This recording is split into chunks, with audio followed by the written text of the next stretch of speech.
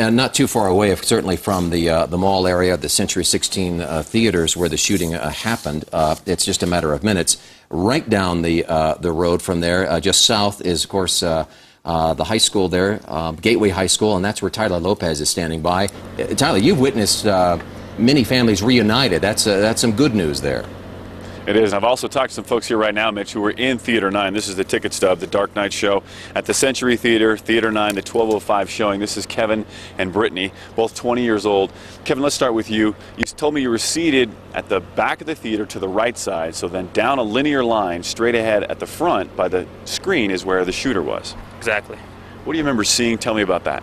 I just remember seeing a silhouette in the corner, and there was gunshots going off. You could see the sparks coming out of the barrel, and everybody was just trying to run for cover. We actually ducked for cover at one point. Ducked down to protect yourself? Exactly. Did you hear bullets going past you at all? No, that's exactly what I was listening for, is bullets going past us, and once I stopped hearing the gunshots, we decided it was time to get out of there. Now the movie's going on. How tough was it to hear? At what point did the sound end, or did it end at all? The movie just kept going, but everybody was screaming and hollering and just trying to duck for cover. That the movie didn't matter anymore. And the flashes of light, do you think that was a handgun, a rifle? You may not have an idea on that perspective, but I'm wondering if you could tell. Well, it was definitely it wasn't a handgun. It wasn't a shotgun. I don't think it was a shotgun, because he was shooting it really fast, really consistently. Is more than likely some type of rifle. How many shots do you think were fired? We heard about between 15 and 20. You were able to get out with everybody else by simply running up the exits away from the shooter. Yeah, everybody was just trying to cram out one door, and it was just a mad scramble. Let's talk to Brittany now. You had some perspective I thought was interesting about the canisters. Do you see the canisters going up before the gunshots go off? Yes, I saw the canisters going up in the air, one or more of them, and I saw like the smoke trail behind them and wasn't sure what was going on until later when they hit the floor, and suddenly there was explosions, and then the gunshots started after that. So you think at least one, maybe more than one canister? Yeah, I saw multiple smoke trails behind them up in the air. How did that smoke affect you? How close was it to you? We didn't actually feel it until we were heading up towards the exit, but we were pretty high up, so I'm sure the people down below felt it a lot sooner. There's been some talk about the folks who were killed, 14 now, many others, dozens, possibly 50 or more injured. You saw children in this theater. Yes, there were lots of kids, families there, and probably some of them might have got hurt, unfortunately, which makes it even more devastating.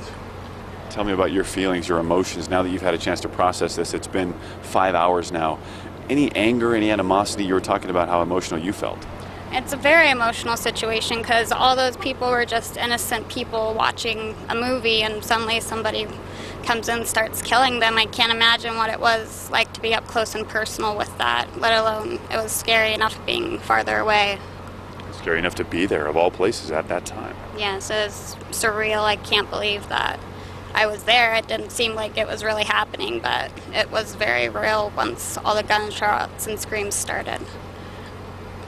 I hope you're able to process that. Now that you've talked with police, did they offer you counseling or any assistance with dealing with some of your emotions? The guy I was talking to gave me his card and said to call me any questions, concerns, anything I needed, so that was very reassuring. Good to know. Let's talk about the mechanics, if we can, Kevin, about the interview process here at Gateway High School. You folks were in the cafeteria at first? Yeah, we were just, crowded in there, just waiting to be called out. And then when they did that, did they call you individually? How did it go? It was 2x2 or 3x3, and we were all just sitting at a table, taking notes. And they also took pictures of you, right? Well, they took pictures of us with our information just so they can keep track of it. And then when they interviewed you, it was done separately? Yeah, it was separately, individual interviews. Okay. Did they give you any other information about other suspects or anything they might be looking for? No, they didn't give us any of that information, actually. Okay. Yeah. Let's talk about you, last chance here. Now that you've had a chance to process this 5 hours later, how are you doing? It's funny because you can lose your life at any moment. So it feels like I have a new lease on life right now, just because I was very lucky. Good to talk to you too. I'm glad you're all right. Brittany and Kevin in Theater 9. Frightening scenes.